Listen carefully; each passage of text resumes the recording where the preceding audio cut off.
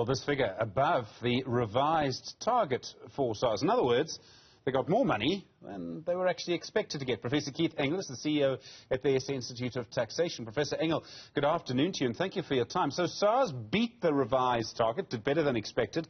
That's obviously good news for SARS. It would show that they're quite effective. I would agree with that. I think, look, for the commissioner, it shows that he's doing his job. So he's doing it under very, very difficult circumstances. The growth is exceeding the economic growth. So his tax compliance growth is outweighing the economic growth. So it shows you how well he's doing. On the other hand, it is a bit concerning that our tax growth is exceeding the economic growth. But what he's trying to do is get it after the people who have been wholly illegal all along. And that's been their strategy. Their strategy is expand the tax base, make sure that you get the money with the current law rather than having new law. And I think that's the right strategy. So you say it's working. I mean, is that where the extra money comes from? I mean, basically they're catching more people than they thought they would. Well, what they're doing is they're getting more compliance out of the current tax base they have, and they're also expanding the tax base some. So you also heard him talk about he's going after a bunch of new high net worth individuals. There are people who've been off the radar. So it's not so much you're getting a growing economy, you're getting better compliance from the people who are partially complying, and then you're also getting new people on the system who have been there all along who haven't been paying. And it's more important that you get the dishonest into the honest category than the old strategy of raising the rates on the honest and the good guys all along. And that's really been the strategy. Is there a law of diminishing returns? At some point, Professor, you will get all of the people you should have got all along. You can't keep increasing it year on year, is my point. Well, yeah, you can't keep increasing it year on year when the economy isn't good, because there comes a point that will be diminishing. And again, he's exceeded expectations. The main goal is where are you going and how easy it is to get it. And so that's why he's pushing so hard on third-party data to pick up those uncovered places. But yes, the law of diminishing returns will ultimately prevail. The Commissioner, Edward Kieswetter, he's quite clear in the SARS statement, and he makes a point of saying this, that he's a bit concerned about the refund situation and the potential for abuse. What's he worried about there? I mean, where's the scope for abuse coming in? Well, you see, on the refund situation, there's a number of fraudulent refunds. So there are people who are basically putting in artificial invoices and claiming extra credits. So they just make up paper and then they claim refunds. And so he's cut some of that, but that's an area where you can quickly lose a lot of money. And VAT refunds, false VAT refunds, where people are trying to scam the system, is part of the risk of the VAT system. You'll see this in Europe as well. They'll have a lot of circle schemes. In our space, my problem with our VAT system is that we're completely reliant on accrual or invoice. And if we moved at least partially to a cash basis system, I think you could reduce that VAT refund fraud quite a bit. Maybe I'm wrong about that. I think the SARS people may disagree. But VAT refund, fake invoices remains a big problem. It's usually a select group of people trying to suck a lot of money from the system very, very quickly. Can you actually change the system that easily? I mean, changing anything to do with tax when you've got a system that's working quite effectively, as ours seems to be, you'd want to make changes quite slowly and very carefully. No, I would agree. Look, whatever change you make, it's got to be considered. So, you know, sometimes things look exciting, but whatever you do, you have to consider things and take it slowly.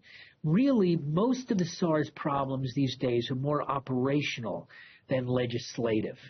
But the issue on VAT really does need to be looked at carefully where the problem was. The thing that they've cracked down a lot is on the mining sector. There was a lot of that fake gold games that were going on, and I think they've cracked down on that a lot. They've chosen an alternative route. There are different routes for that, but really, you've got to, you know, it's more of an operational issue. And if you're going to change the law, really make sure it's going to be effective. I would agree with that.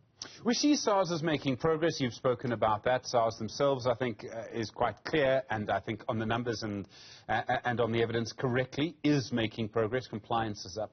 But there are new figures out in the last few days around what's happening with the illicit tobacco economy. And I'm talking about cigarettes, where the tax which is due on cigarettes is actually meant to be paid as you make them. It's an excise tax. And it's billions upon billions. I mean, there's figures out of UCT suggesting that actually 6 or 7 out of every 10 cigarettes being sold is an illegal cigarette. That's costing a huge amount of money. Are we able to get that money back? Well, I don't know if you get it back, but you do need to crack down on it. And this is what I mean. You really, I mean, look, to be fair to the commissioner, there's been more efforts to go after the wholly illegal than there ever was before. I mean, really, up through before he came, most of it was going after the compliant.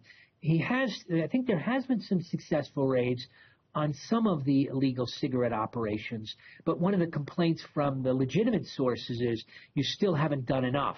Now, again, you know, some of these things get a little bit political, so I don't know if I fully go along with the UCT numbers or the Stellenbosch numbers, whoever they were, but you know, cracking down the wholly illegal, it takes a lot of work, and they have done better, but yes, you do need to do better. And you know, what's the answer? They are working on issues of enforcement in that regard. They have different systems being put in place, but it is difficult. It's a difficult nut to crack. When you face crime wholesale, it's easy to identify, but very hard to prosecute. And that's where you see a bit of the law of diminishing returns. But really, there's no choice, and they have done better this year than they have done previously. Investing in SARS would, I imagine, be quite a good financial investment. Any financial advisor would tell you, if they were advising the government, the more resources you give SARS, the more money you get back, the more revenue you get back. Yeah. Do we need to give them more resources now? Take some of the money they've got for us and say, here, you can have some of it because you'll get us more?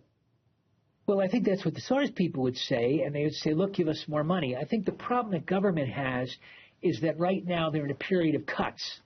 So now they're cutting everybody, and now they feel politically constrained to give SARS more money where everybody else is being cut. But yes, I think looking at the numbers and looking purely at those numbers, I would say that would be a good thing for them to do. There's going to be another period of sort of consistent leadership, it seems, at SARS. Edward Kieswetter stays on, I suppose, for another 2 years really now. His term was extended. As I understand it, there's sort of two people just below him. One of them is probably going to take over. Is there enough consistency at SARS to improve on the gains they've made? Look, I think so. I mean, look, he's staying on. Those people, how experienced they were beforehand, I'm not sure. They were reasonably experienced. I think there's a lot to be said for great leadership, but I don't think suddenly that he leaves and there's going to be a vacuum there. I think the extra 2 years gives them extra comfort and extra safety and, you know, probably a beneficial thing to have. Does he need to stay on that? Look, a good leader you want to keep as long as you can, right? So you would. It ultimately comes down to leadership, but I think you do see a consistency in skills. There is a problem for SARS, as there is across the globe, is that people are getting older, and are they replacing? And the difficulty is, you know, are we losing more than we're gaining? And that you really don't know at the bottom levels. What they've done is they've done a lot of new systems and processes to overcome that, but there is a concern that as the old guard fades away, not just with Kieswetter but elsewhere, is the new guard ready for the task? Now, I don't know if that's something that every generation says, or is there something unique going on here? Let's ask the younger people. I know their view. Professor, thanks very much indeed. Professor Keith Engel, the CEO of the SA Institute of Taxation.